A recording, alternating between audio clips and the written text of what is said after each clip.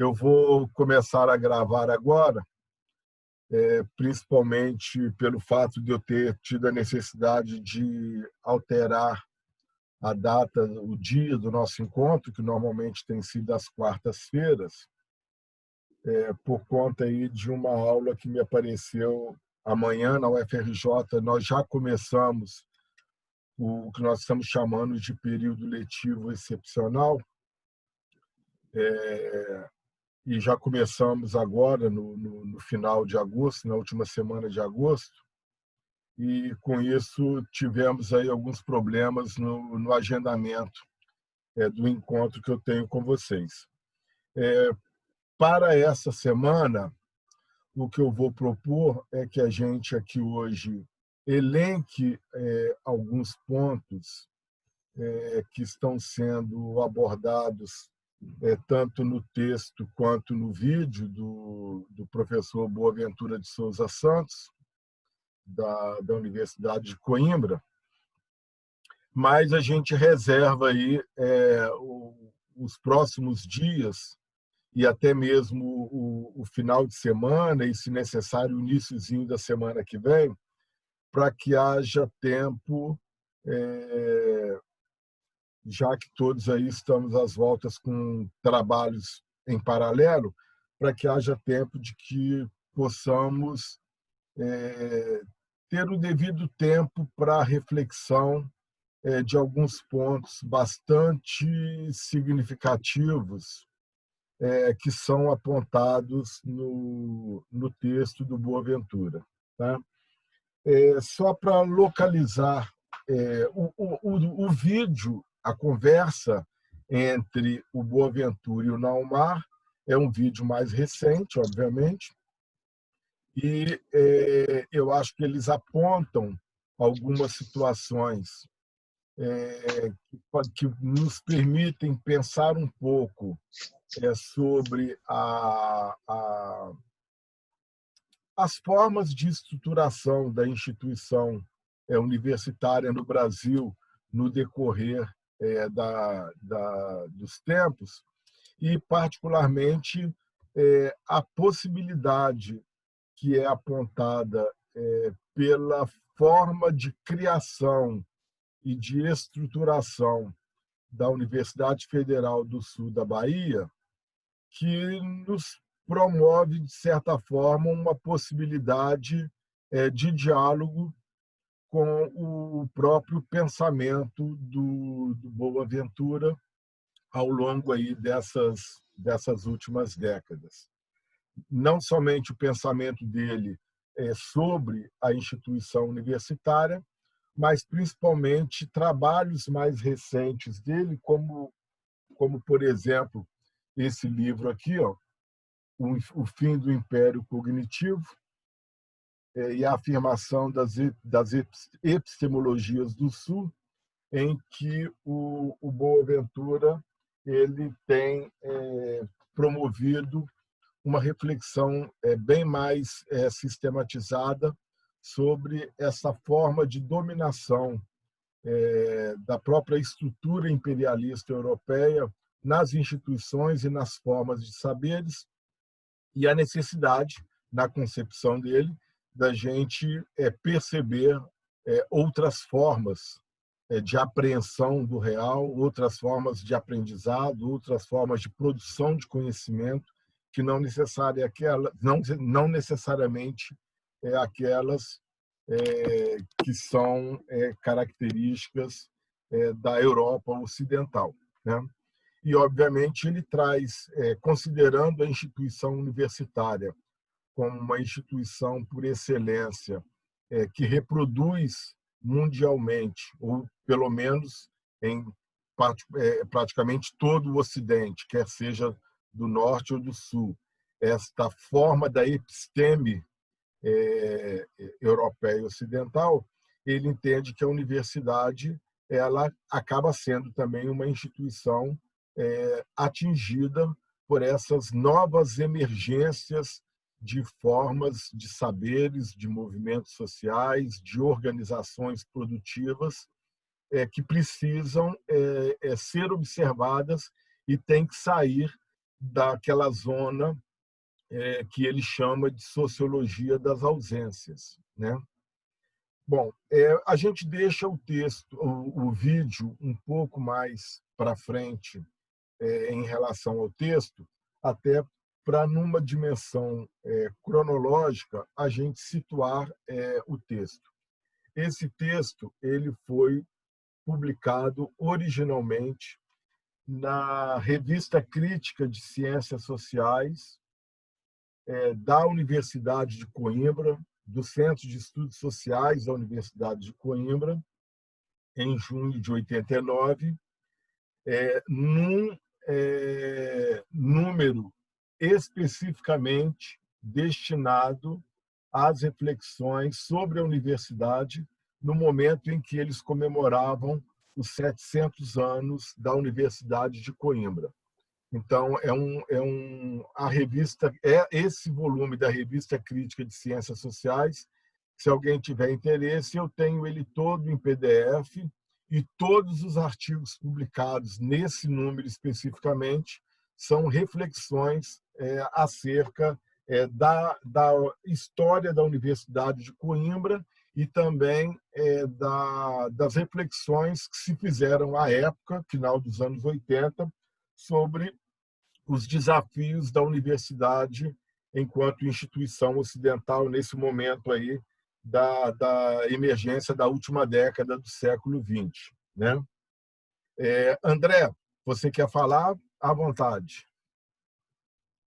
Olá, boa noite a todos, boa noite a todas. Boa noite. Primeiro lugar, só dizer que semana passada para cá não tive muito tempo assim. Acabei ficando atarefado com outras questões e o texto mesmo só comecei a ler hoje e consegui ler mais 10 páginas hoje à tarde. E o vídeo eu tinha visto há um tempo atrás. Não todo, foi boa parte, mas não todo. Mas em relação ao que eu queria comentar, sobre o que o Boaventura critica, né, a ciência enquanto dona do saber, dona do conhecimento, e despreza outros conhecimentos populares. Em boa parte, quer dizer, eu concordo com isso, sim. Inclusive, a minha dissertação faria um pouco sobre isso em relação à escola, mas também fico pensando agora como que fica essa crítica à ciência no momento que a gente está vivendo agora de negacionismos, como movimento antivacina, terraplanismo e outras questões desse tipo. Aí eu penso num caminho possível, que seria reafirmar a importância da ciência, mas sem negar a importância também de conhecimentos populares. Porque também eu acho que também ele fala que cada contexto tem o conhecimento é melhor aplicado, né? Mas também é uma linha muito tênue para você também dar voz a outros movimentos que são profundamente negacionistas e perigosos para a sociedade de modo geral.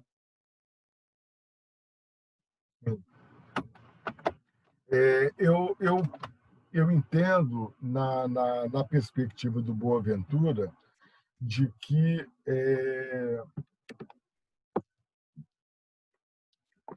ao fazer a crítica à ciência, me parece que ele está mais na perspectiva da crítica ao domínio de determinadas formas e concepções de conhecimento sobre outros, do que propriamente a negação da importância dos saberes e dos conhecimentos.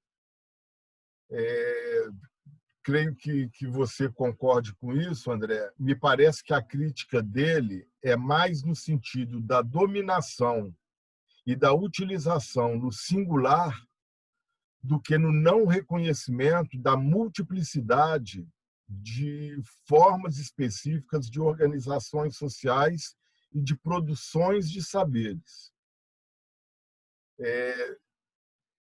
A crítica é mais na forma da utilização de determinado padrão ou padrões específicos de concepções da realidade sobre outros, quando, na verdade, esta forma de dominação, de sobreposição de saber, de um saber sobre outros, é um poderoso instrumento nos mecanismos de dominação e da própria dimensão imperialista que configurou a Europa no século XIX para o século XX.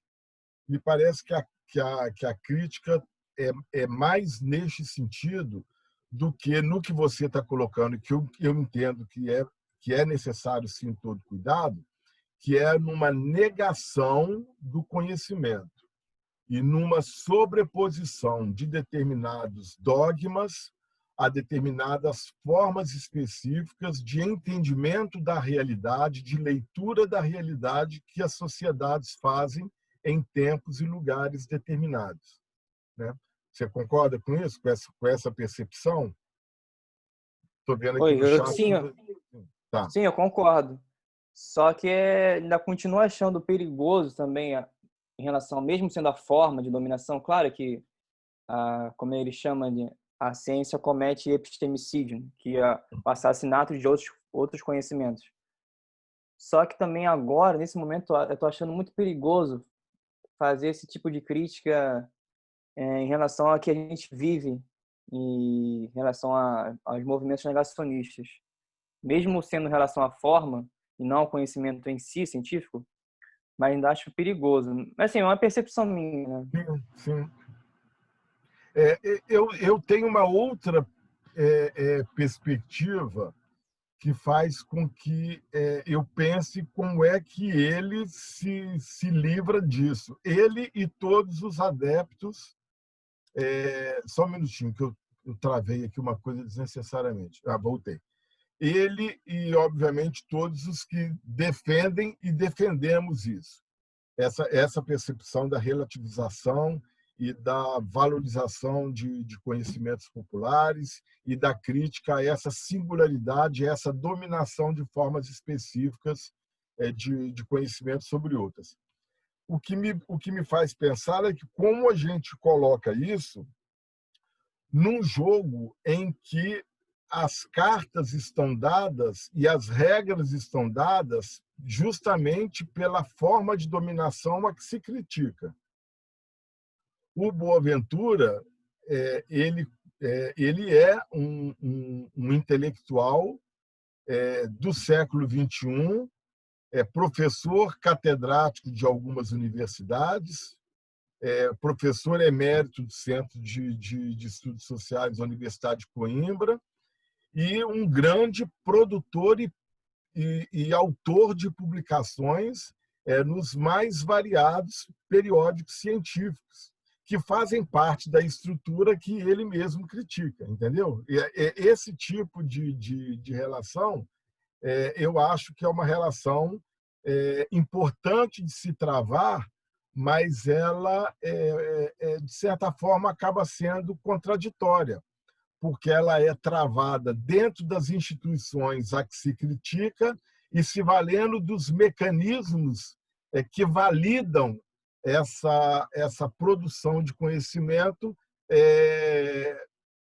ao mesmo tempo que valida esses mecanismos utilizados, que são, inclusive, periódicos qualificados de ranqueamento, que validam instrumentos de financiamento, mas estão dentro da situação. Não são mecanismos externos e que são contrários à situação dada. Não sei se eu consegui me fazer entender nessa contradição que eu percebo em termos de possibilidade de atuação, de lugar de atuação. Tá?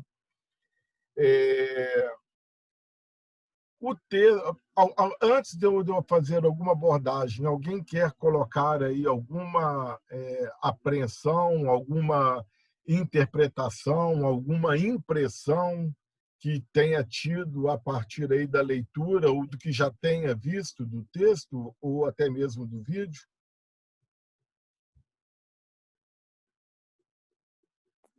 Eu vou falar rapidinho, professor. À Eu vontade, penso, é o Alessandra. André, né?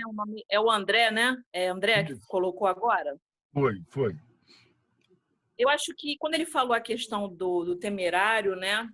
em virtude da situação que nós estamos vivenciando hoje. Por quê? Eu acho que eu entendi dessa forma como ele colocou, porque hoje em dia os meios de comunicação estão distorcendo muitas as questões.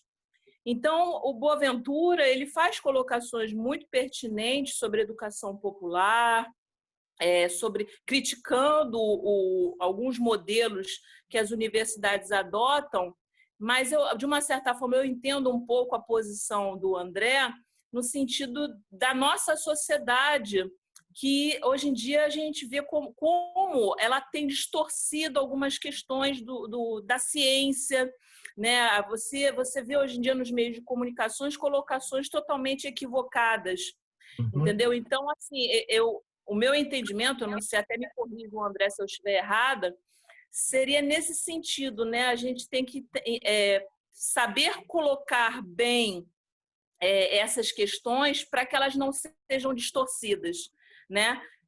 Muito bem colocada a questão do professor Boaventura, mas a gente também tem que ter cuidado ao colocar para que essas questões não sejam distorcidas de forma equivocada, né?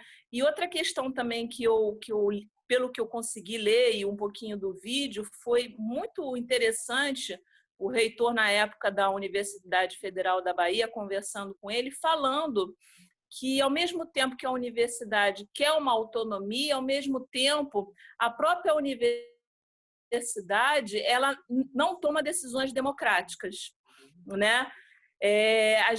Quando ele fala das ações afirmativas, que ele teve muita dificuldade em 2014 a estabelecer o diálogo com a própria universidade, em especial ele cita os professores, né?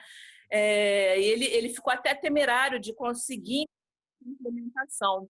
Então, é muito interessante como algumas dessas questões dialogam, né? Apesar de ter acontecido um diálogo dele em 2014, o quanto essas questões ainda são atuais no que nós estamos vivenciando hoje em dia, entendeu? Então, assim, essas situações que eles colocam nessa discussão, no vídeo, são muito atuais. Nós estamos vivenciando até hoje e muitas das posturas de alguns colegas são posturas que não são democráticas, eles se colocam, mesmo que indiretamente, contra algumas dessas ações afirmativas, né?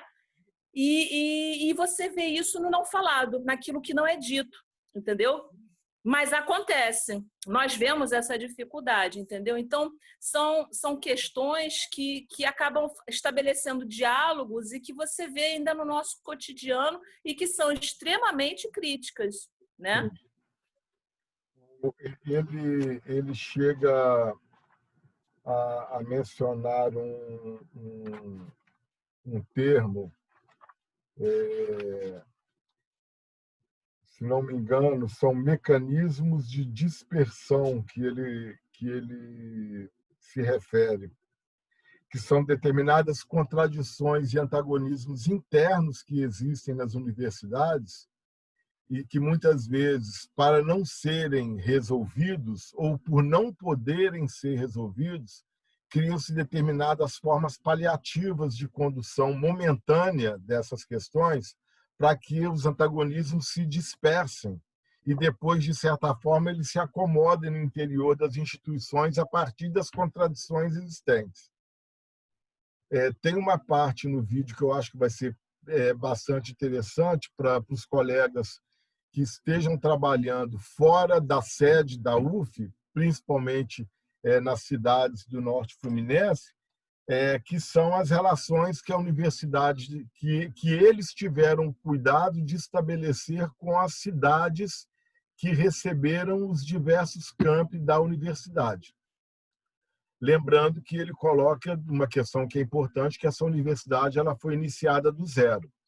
Daí a possibilidade de fazer esse laboratório institucional que foi feito a partir da criação de uma série de mecanismos e da estruturação mesmo da instituição de forma diferenciada das demais universidades. Por isso que eu propositalmente coloquei o vídeo como proposta da gente pensar. Ele menciona, não sei se vocês chegaram a verificar, está mais ou menos, para mim, o legal da conversa está mais ou menos entre os 20 e 40 minutos, o principal, que é quando ele faz essa historicização dos princípios fundantes da Universidade Federal do Sul da Bahia. E aí ele pega Paulo Freire, ele pega Milton Santos, ele pega Anísio Teixeira, e ele vai montando a partir aí de princípios fundantes dessas pessoas que pensaram e criticaram a universidade brasileira existente, para ver de que forma a Federal do Sul da Bahia poderia ser pensada de uma forma radicalmente distinta da forma de estruturação das universidades federais brasileiras. Não é para se colocar como instituição modelar, não, a proposta de colocação do vídeo não é de que haja uma concordância geral por parte de vocês dos princípios que fundamentam a universidade. Mas é mais para que a gente possa ter uma perspectiva de estranhamento de uma universidade que certamente é bastante diferente das propostas e princípios fundantes, tanto no caso de vocês da UF, como no meu caso da UFRJ. Tá bom? Mais alguma colocação, Alessandra? Ou alguém além da Alessandra quer fazer alguma colocação? Não, professor. Eu não. Margarida, seu microfone está fechado.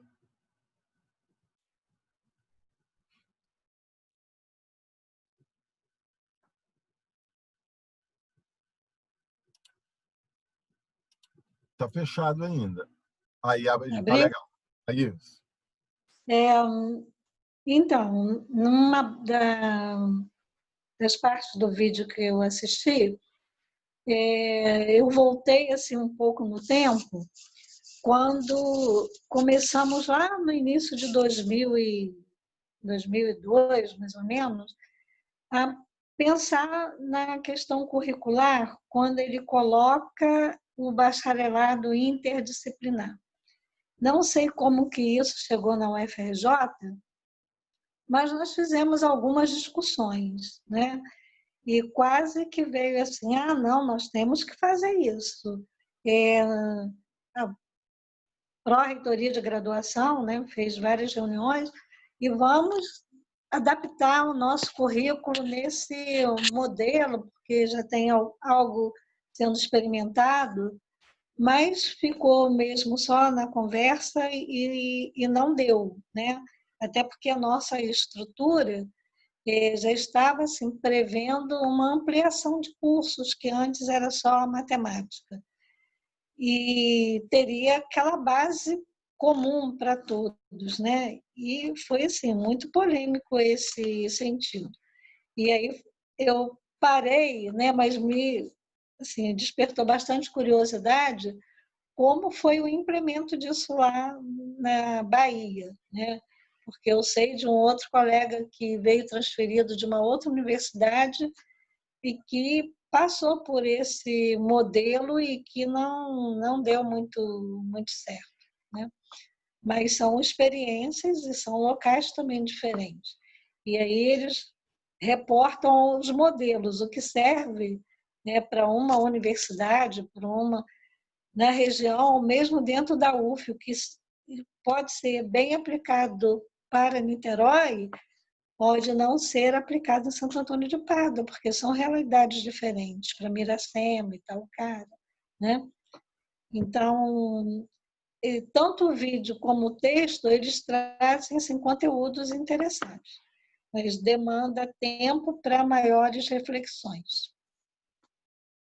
A proposta hoje aqui é a gente justamente só fazer um preâmbulo para que vocês tenham aí mais tempo no decorrer da semana para a gente continuar depois com as discussões no fórum, tá? Eu não estava partindo do princípio de que hoje teríamos texto e vídeos assistidos, tá? Essa questão dos bacharelados interdisciplinares, isso é um desafio tremendo.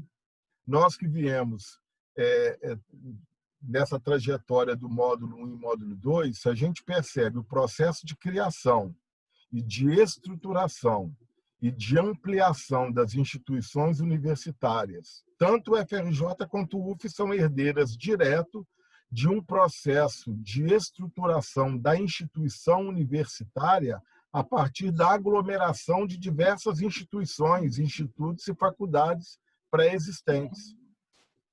E você fazer alguma coisa numa perspectiva institucional de interdisciplinaridade que atravesse departamentos e de um curso que não esteja necessariamente ligado a um departamento ou a uma unidade acadêmica, para esse tipo de instituição universitária que tem esse histórico, é bastante difícil de se conseguir, né? É muito difícil.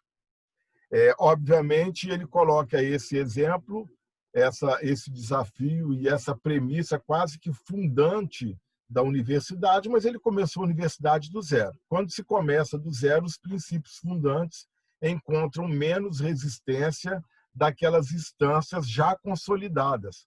Muitas vezes nós temos instâncias consolidadas antes mesmo de fazerem parte da universidade.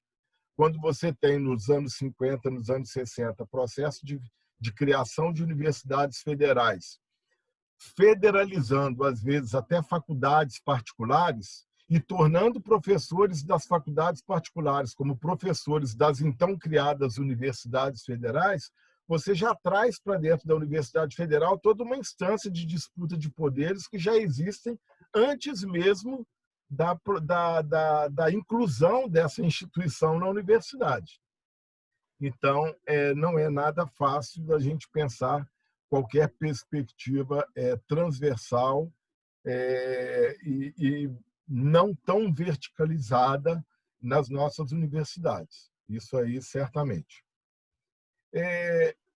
No que se refere ao texto, eu queria só apontar para vocês, eu sei que diversos de vocês já estão lendo e alguns já até fizeram algumas postagens, e a gente vai visitar aqui rapidamente algumas dessas postagens, mas eu chamo a atenção para que vocês percebam que esse texto, que é um texto relativamente longo, ele está dividido em 4 partes. Na primeira parte, que ele faz a introdução do problema e que ele chama dos fins sem fim, as crises de hegemonia, legitimidade e institucional, na verdade são 3 crises ou 3 aspectos de uma grande crise que ele vê na universidade, nessa virada do século XX para o século XXI, e nessa primeira parte ele faz traça um panorama do que ele está entendendo como sendo cada uma dessas crises. Na segunda parte, e que é a parte do texto que ele vai se dedicar de forma mais detalhada, é a parte mais longa do texto, ele vai tratar da crise de hegemonia. E ele trata da crise de hegemonia a partir de 5 pontos que ele estabelece que tem a ver com a mudança de um determinado paradigma que se tem sobre a instituição universitária até então, a que existe a partir do processo histórico que caracteriza as instituições universitárias tal como foram criadas, percebidas no decorrer aí da modernidade, pelo menos até parte do século XX, né? E que elementos ele vai se valer para refletir sobre a crise de hegemonia. Primeiro, ele vai fazer essa análise entre a alta cultura e a cultura popular.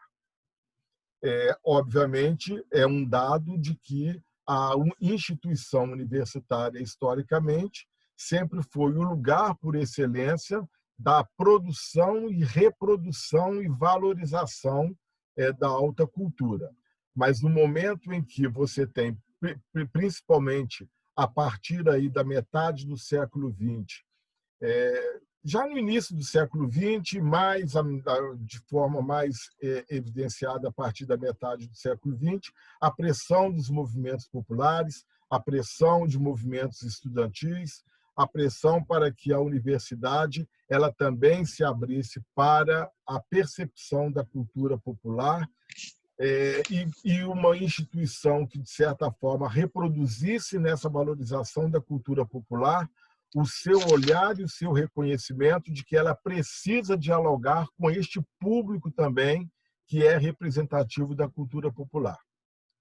Isso, na perspectiva do Boaventura, essa contraposição cujo embate se dá dentro da própria instituição universitária é um elemento da crise de hegemonia. Uma outra dimensão que ele trata, nessa percepção da crise de hegemonia, é essa dicotomia entre a educação superior enquanto formadora da alta cultura ou uma instituição que formaria para o trabalho. Deve a universidade voltar-se para uma formação educacional ampla e que seja, de certa forma, diferenciada em termos de conteúdo, ou deve a universidade formar para o trabalho, educar para o trabalho? Como desdobramento dessa dicotomia educação e trabalho, ele entra na terceira parte, que é justamente essa reflexão que ele faz entre teoria e prática. E que temos dentro da nossa universidade, certamente, a reprodução institucional dessa dicotomia entre lugares específicos até de produção de conhecimento. É perceptível que muito do que se discute sobre a dimensão da produção de conhecimento em relação à universidade deve estar, de certa forma, voltado para uma dimensão prática e que atenda a determinadas necessidades do mundo produtivo. Isso faz com que, dentro das nossas instituições universitárias, nós tenhamos disparidades entre os lugares de produção de conhecimento, inclusive como decorrência da aplicação prática ou do interesse de mercado que se tenha sobre esse conhecimento que está sendo produzido ou sistematizado dentro das instituições. E isso leva a outra dimensão que ele vai colocar, que é essa relação entre a universidade e a produtividade, e que agora, aí na virada do 20 para o 21, e principalmente com os novos ditames da Organização Mundial de Comércio, da OMC, essa relação entre universidade e mundo produtivo, na interpretação dele, é algo que exponencializa, inclusive, a crise de hegemonia. E quando ele trata da dimensão dessa relação entre a universidade e comunidade, é onde ele vai jogar essa perspectiva do tal compromisso social que tanto falamos em relação às nossas instituições, e muitas vezes esse compromisso social é algo que é um conceito até meio turvo, meio nublado. Qual seria, afinal de contas, esse compromisso social? No vídeo vai ser bastante interessante perceber nessa dimensão aí da relação universidade e comunidade que a Federal do Sul da Bahia é uma das poucas universidades em que a instância pró-reitoria de extensão não foi propositalmente criada. Ela propositalmente não foi criada a pró-reitoria de extensão. Isso não significa que a Federal da Fronteira Sul tem uma relação isolada ou distante da comunidade. Pelo contrário, é justamente por essa relação ser tão umbilical e epistêmica que eles entenderam que não caberia uma pró-reitoria de extensão. Vale a pena dar uma olhadinha nessa parte do vídeo, que é uma dimensão importante que nos faz pensar às avessas sobre a questão da extensão enquanto caminho para essa relação entre universidade e sociedade, universidade e comunidade. Depois ele entra na crise de legitimidade e já é mais para a parte final do texto, e na crise institucional, que é a última crise, ele vai fazer uma reflexão mais pormenorizada sobre a problemática que diz respeito aos mecanismos e a forma como pensamos a avaliação do desempenho institucional. Os mecanismos de avaliação, os ranqueamentos estão aí na ordem do dia e a gente fica, muitas vezes, refém de determinadas perspectivas de avaliação das instituições que não consideram, muitas vezes, ou quase nunca consideram, as especificidades, as missões, as razões de ser, inclusive, das instituições universitárias, que não necessariamente precisam ter a mesma dimensão, e não têm a mesma dimensão, os mesmos números e as mesmas prerrogativas de instituições grandes como o FRJ e UF, por exemplo. Mas os mecanismos de avaliação têm nas grandes o referencial que vai reproduzir a avaliação das menores. Chegamos a pensar um pouco isso a partir de uma outra vertente, mas chegamos a pensar um pouco sobre isso quando conversamos um pouco com o texto e o vídeo do Simon Schwartzman. Tá?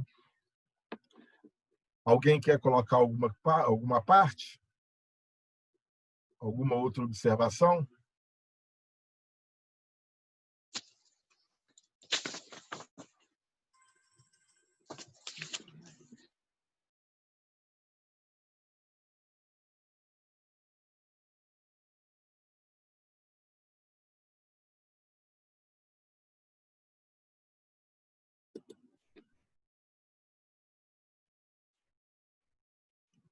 Bom,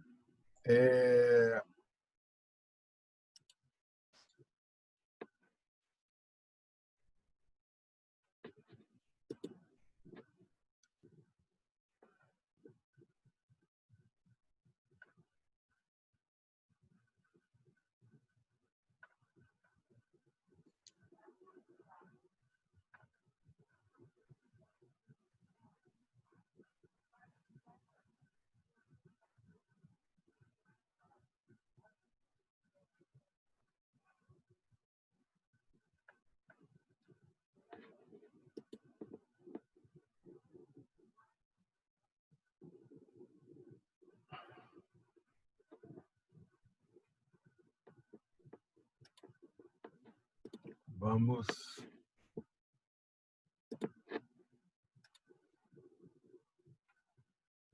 Tem aqui algumas postagens. Está aparecendo para vocês aí a nossa plataforma?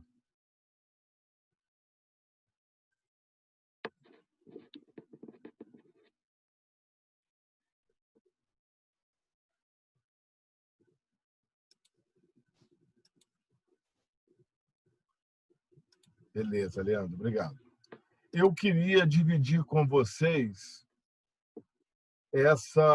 a leitura dessa postagem do Raoni. Ele não está aqui conosco na sala, mas ele fez uma postagem aqui que eu queria ler com vocês e queria dividir, e aí, como tem a ver com a UF, eu queria dividir aí a interpretação ou algumas considerações de vocês dialogando aqui com o Raoni.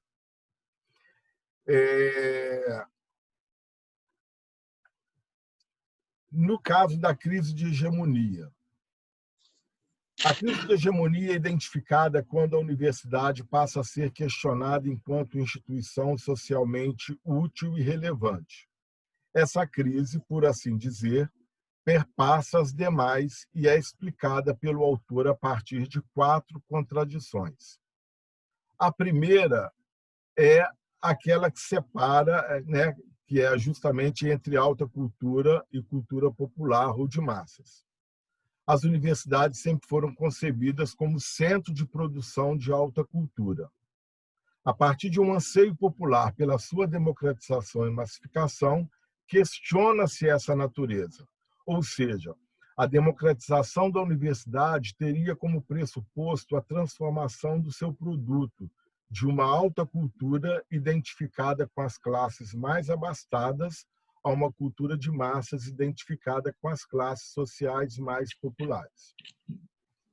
É importante a gente ver, isso aí sou eu que estou dizendo, eu acho que é importante nós termos essa dimensão quando nós estamos falando da perspectiva da democratização da universidade e da mudança radical, se não radical, pelo menos significativa, do perfil de estudantes que ocupam as nossas universidades. Veja bem, eu quero me colocar e me coloco publicamente como defensor das políticas de democratização da universidade, da democratização do acesso e da viabilização das condições para a permanência qualificada. Faço parte dos que defendem abertamente. Isto não significa que nós não devamos pensar de que maneiras, e eu entendo que é uma maneira salutar, tá? Mas de que maneiras esta mudança trará novas significações e novas formas de se pensar e de se validar a instituição universitária em nosso país. Uma coisa é a instituição universitária federal pública ser validada pela elite brasileira quando essa instituição atende diretamente aos interesses dessa elite brasileira. Outra forma será maneiras de validação dessa instituição universitária federal brasileira quando ela não necessariamente atender exclusivamente aos interesses dessa classe dominante. Volto a dizer que eu, como diz Darcy Ribeiro, eu sou um homem de fé e de partido. Eu me coloco publicamente como defensor da democratização da instituição universitária e da universidade como instituição que promova transformação social e não somente reprodução de desigualdades. Isto não significa que eu não entenda que haverá movimentos que gerarão disrupções e crises dentro da universidade. Continua o Raoni dizendo, a segunda seria a relação entre trabalho e educação, na medida em que a universidade foi concebida como centro de formação de uma elite intelectual que vai pensar a saída dos grandes problemas, ela se distancia da prática profissional considerada trabalho manual. As transformações que estão ocorrendo tanto nas relações de trabalho como na própria universidade têm trazido à tona um anseio por uma universidade que dialogue com o chamado mercado de trabalho. O terceiro ponto seria a separação entre teoria e prática, na medida em que a universidade é concebida como espaço privilegiado de desenvolvimento da teoria, questiona-se seu afastamento do fazer.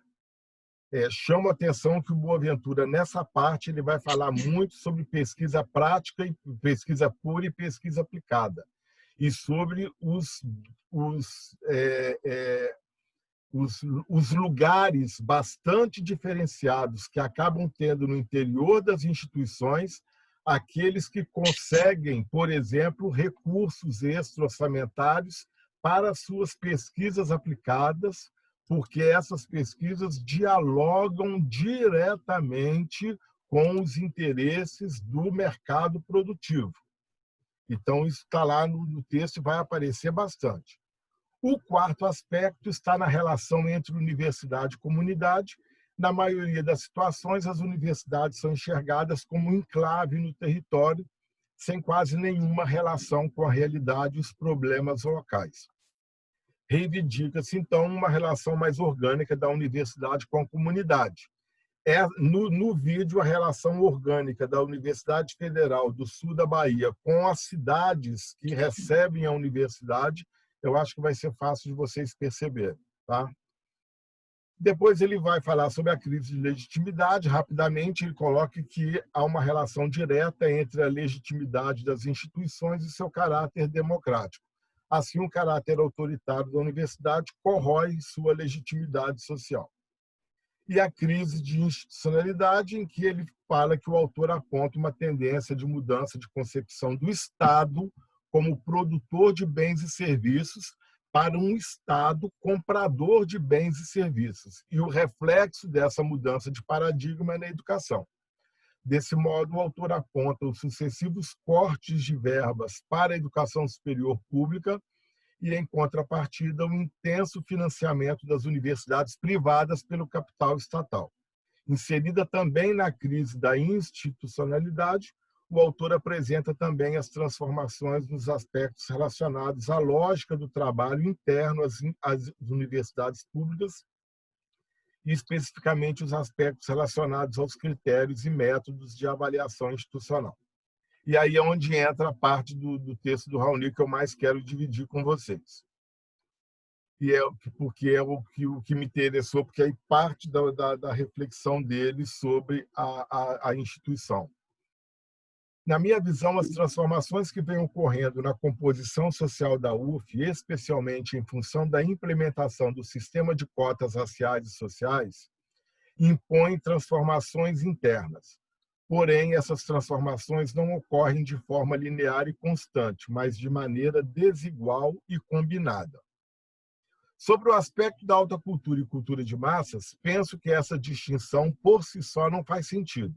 A hierarquização da produção cultural cumpre um papel de deslegitimar aquela feita pelos setores mais empobrecidos da classe. A universidade era concebida como centro de alta cultura, na medida que sua composição social era basicamente formada pela elite econômica. O processo de popularização da universidade tende a desfazer essa imagem, mas, como dissemos, isso não se dá de forma linear. Na minha colocação, na minha interpretação, isso se dará de forma não tão pacífica no interior das universidades. Isso não se dá. Há um embate interno às universidades entre sujeitos, atores, que vêm de realidades distintas e têm, na sua própria manifestação cultural, exemplos claros de visões de mundo distintas, inclusive. Então, eu creio que aqui haverá ainda embates e uma necessidade de um processo mais longo de uma acomodação ou convivência dentro das instituições. Em relação à contradição entre trabalho e educação, penso que é um problema que a UF e seus gestores se propõem a resolver pelo lado errado.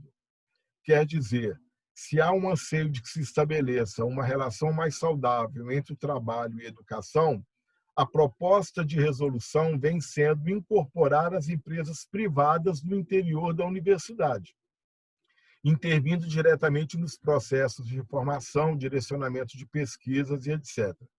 Quando deveria se buscar uma condição em que os estudantes e pesquisadores tivessem um contato mais cotidiano e orgânico com o trabalho que se relaciona com seus projetos de pesquisa e teorização, sem que o segundo determinasse o primeiro.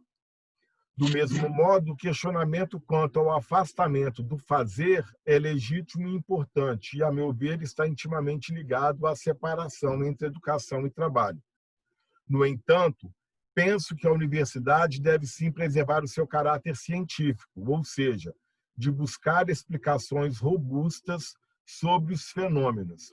Assim, a ênfase no fazer deve estar submetida ao objetivo de aprimorar a própria compreensão científica dos fenômenos e não tornar o empirismo puro e simples.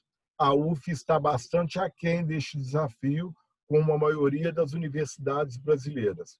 O desenvolvimento teórico ainda se dá de forma muito deslocada da prática, sendo esta restrita a projetos específicos e pontuais. A relação entre universidade e comunidade também é muito débil, ocorrendo através de programas de extensão específicos e pontuais. A classe trabalhadora de Niterói e dos demais municípios onde a UF tem unidades não conhece a UF. Ela ainda é um enclave no tecido das cidades. Sobre a crise de legitimidade, eu não consigo enxergar a relação indicada pelo autor entre a legitimidade e o caráter democrático das instituições. penso que a legitimidade das instituições está mais ligada às suas ações, se atendem ou não aos anseios de um determinado setor social. Assim, de certa forma, a legitimidade também se relaciona ao grau de consciência dos setores atingidos pelas ações dessa mesma instituição. Deste modo, a crise de legitimidade da universidade junto a diversos setores sociais tem mais a ver com o relacionamento que essa estabelece ou não com estes setores do que com seu caráter mais ou menos democrático, embora essas coisas estejam relacionadas. Como já fora mencionado, a UF tem uma inserção comunitária ou territorial débil. Deste modo, entendo a crise de legitimidade como algo bastante profundo. Por último, a crise da institucionalidade se apresenta na UF de forma bastante intensa. A intensificação do trabalho, tanto docente quanto técnico-administrativo, produto da expansão desequilibrada. Esclareço que apoio a expansão, mas com correspondente adequado de pessoal e investimento. E também das sucessivas restrições orçamentárias, que limitam o desenvolvimento institucional. Do mesmo modo, há um desequilíbrio entre as condições institucionais das unidades na sede e fora da sede, e entre diferentes áreas de conhecimento. Associa-se a isso o incentivo à captação de recursos externos, privados, via parcerias público-privadas. Ou seja, áreas de conhecimento e temas de pesquisa mais atrativas ao mercado acabam por receber mais investimentos, condicionando o próprio fazer da universidade aos interesses imediatos do mercado. Este processo, evidentemente, não ocorre de forma unilateral e absoluta, mas há uma tendência neste sentido.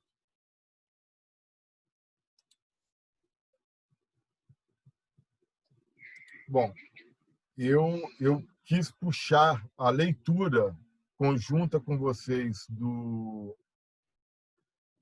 da postagem do Raoni, sem diminuir ou dispensar quaisquer outras postagens que estejam, elas dialogam, e peço que vocês visitem na plataforma o fórum, que para mim é sempre o lugar mais importante do curso. O fórum é mais importante do que as minhas colocações, do que o que a gente dê de encaminhamento a partir de textos. O fórum, para mim, é o lugar em que eu percebo as reflexões de vocês acerca das provocações que a gente vai fazendo, né? E eu creio que o Raoni ele fez um exercício que eu achei bastante interessante, que é a perspectiva de se valer do texto, trazendo apreensões, impressões ou percepções dele a respeito da UF nessas reflexões que são apontadas. E como vocês são UF e eu não sou, eu peço que vocês sejam os principais interlocutores junto ao Raoni dessa postagem, porque ele traz algumas questões que eu prefiro que vocês dialoguem com as colocações que ele nos aponta. Eu, particularmente, acho que ele teve bastante cuidado na tentativa de apreensão. Obviamente, o texto é muito longo, tem uma série de outras apreensões que vocês podem trazer para essa postagem dele e fazer com que esse diálogo que vocês estabeleçam com a postagem dele dê, ao final, uma reflexão muito interessante da percepção que vocês têm da instituição UF a partir dessas colocações que são colocadas pelo texto do Boaventura. Ok? Alguém quer fazer alguma colocação, alguma observação? Professor, Oi, André. só uma curiosidade, assim, porque, comentando rápido, realmente essa diferença que a gente vê de Niterói para o interior é bem gritante aqui na UF, né? Só uma curiosidade de perguntar como é que é essa percepção na UFRJ em relação a Macaé e Duque de Caxias. se as pessoas que trabalham, estudantes também, que, enfim, vivem o UFRJ em Duque de Caxias, em Xerém, e em Macaé também, se vocês aqui do Rio de Janeiro também sentem essa dificuldade de se chegar, se eles reclamam A de minha, alguma coisa, alguma eu, assistência. como eu estou com a câmera aberta, eu acho que a minha cara já vai ser a resposta. Não faço a menor ideia de qual seja a realidade de Macaé porque era Caxias. Xerém e agora passou Nossa. para Caxias. Ou era Xerém e está em transição para Caxias. Não sei. São mundos distintos. São mundos distintos. Certo. E tem uma dimensão que é abordada no texto no vídeo em relação à Almada Federal do Sul da Bahia, que é um cuidado que ele diz que tiveram, que é a tentativa de permanência dos moradores nas cidades, que sejam eles os principais estudantes da universidade, e que não seja somente aquela coisa de que a instituição ela se instala numa determinada localização e para determinados cursos a população daquela localidade nem chega aos cursos. Nem chega aos cursos. Então, o nosso processo, o nosso que eu digo, ao que parei, eu estou colocando o nosso FRJ e UF, porque pelas colocações que vocês já fizeram aqui no decorrer dos módulos, este nosso processo ele é um processo que parece que torna mais aguda ainda a nossa fragmentação, porque essa fragmentação ela é produto e produtora de uma acentuação das desigualdades que existem entre as próprias instituições, no interior das próprias instituições. E é algo que eu acho que a gente vai ter ainda o tempo devido para amadurecer melhor, né? Temos aqui hoje na sala algum colega que seja de campus da UF, que não de Niterói? Eu acho que temos, né? Eu. Ai, Margarida. O que você pode dizer para o André, Margarida? Olha só, especificamente a questão do colega Raoni, que eu não o conheço, né, mas pelo que ele escreveu, ele tem uma visão crítica, né, da universidade, e é uma pena que ele não esteja para clarear mais os pontos que ele colocou, né? Mas a proposta da minha leitura é justamente para iniciar um diálogo de vocês com o Raoni pela plataforma, tá? Mas, sim, claro. Mas, assim, eu destaco uma questão que ele colocou, não com esse adjetivo, é muito débil, né? Que a UF tenha relação com a comunidade e correndo através de programas de extensão, e que a classe trabalhadora, né, dos municípios onde a UF atende, que ela ainda é um enclave no tecido dessa sociedade, dessas cidades. O que eu vejo, e aí a minha crítica, né, que a universidade pública, e aí eu vou falar da UF, não vou falar das outras, né, elas têm assim, uma concepção que elas se sustentam por si mesmas, né? O nome sustenta. E isso eu vejo que é uma falha, porque ela tem que ter uma outra dimensão, não é só por ser uma universidade federal que ela vai ser conhecida para todo mundo. Se chegar alguém em Santo Antônio de Pádua e perguntar para um paduano onde que fica a UF, talvez encontre pessoas, talvez não, com certeza, encontrarão pessoas que vão dizer assim, o que é UF? Onde que ela fica? Né? Não sabe, por mais que a gente tente fazer atividades que tenha uma visibilidade para a universidade.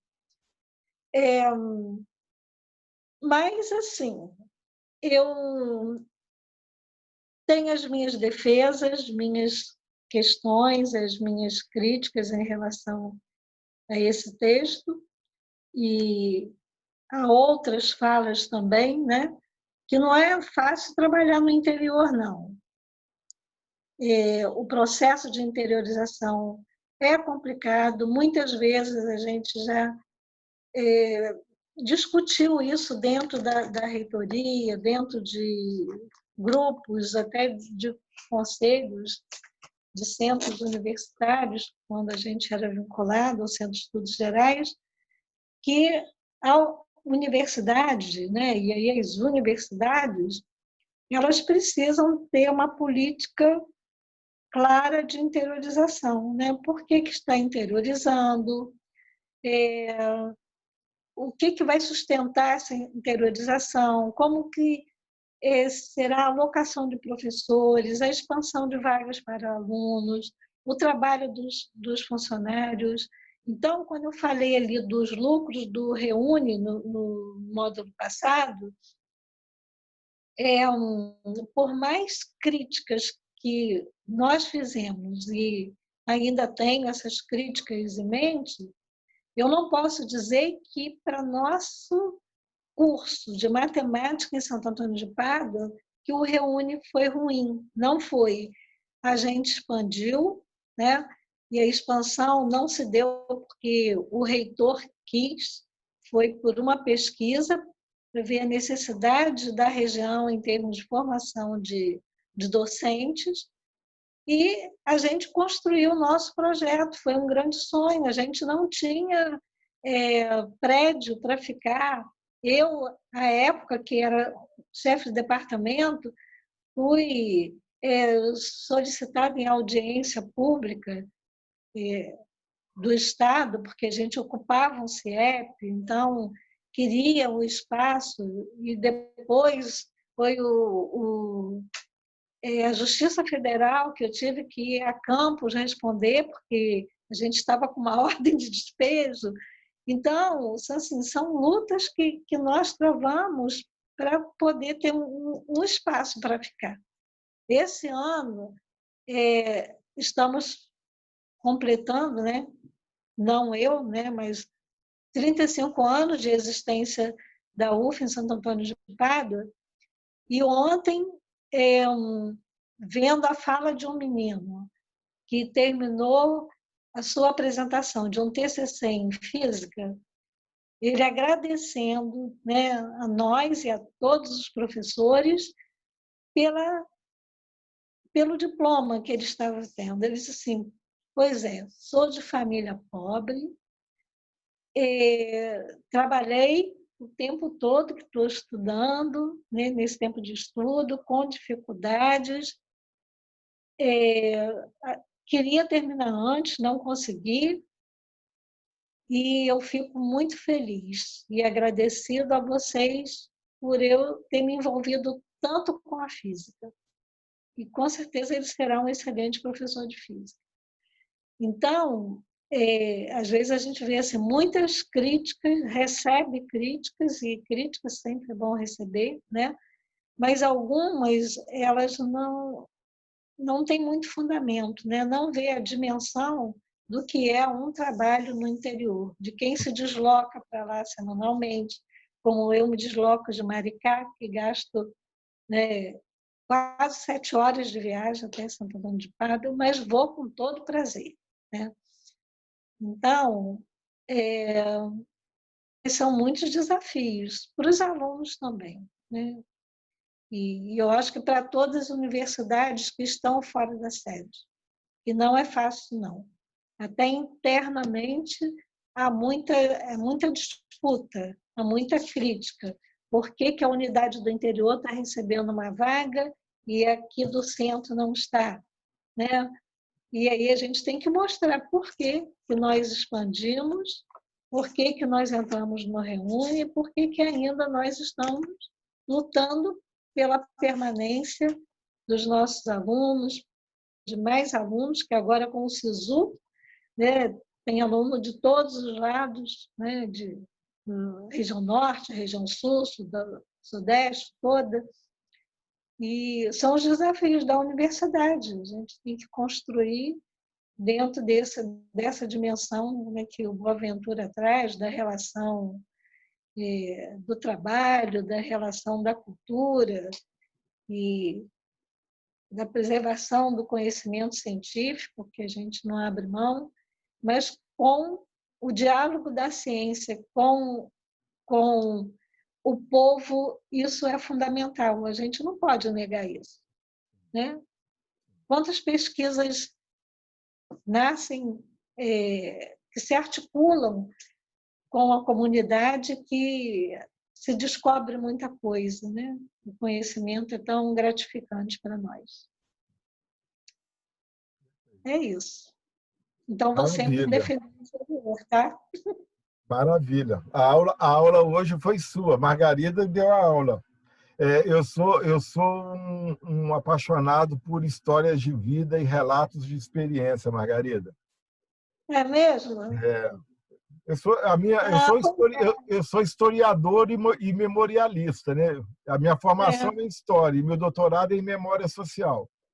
Então eu acho que nós conseguimos ter uma apreensão sempre mais rica dos processos sociais e da realidade, quando a gente não olha somente para o macro, e a gente olha também para as perspectivas individuais, e que muitas vezes estão escondidas entre os números, né?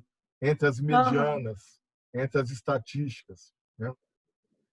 Bom, pois pessoal... Aí, então, já para concluir, na sexta-feira eu fiquei muito feliz que eu fui convidada pelo diretório acadêmico para falar do meu projeto de história da UF, né? Em Santo Antônio de Pádua. E ficamos quase 2 horas conversando, assim, no live, né? Foi uma live, mas foi uma atividade síncrona e foi muito legal, tanto para mim como para eles. Maravilha. Que bom. Pessoal, mais alguém quer fazer alguma consideração para a gente encerrar por hoje aqui? Não, professor. Não. Então, a gente continua no decorrer da semana com o texto. Convido aí a Margarida, cuja fala foi agora felizmente gravada para que os colegas possam escutá-la depois também, a fazer a sua reflexão também, dando continuidade ao que vocês já têm postado no fórum, tá bom? E no mais, desejo aí a todos vocês uma boa semana e a gente se vê na semana que vem, tá bom? Tá bom. Então, abraço para todo mundo. Tchau, Alessandro. Tchau, tchau. Tchau.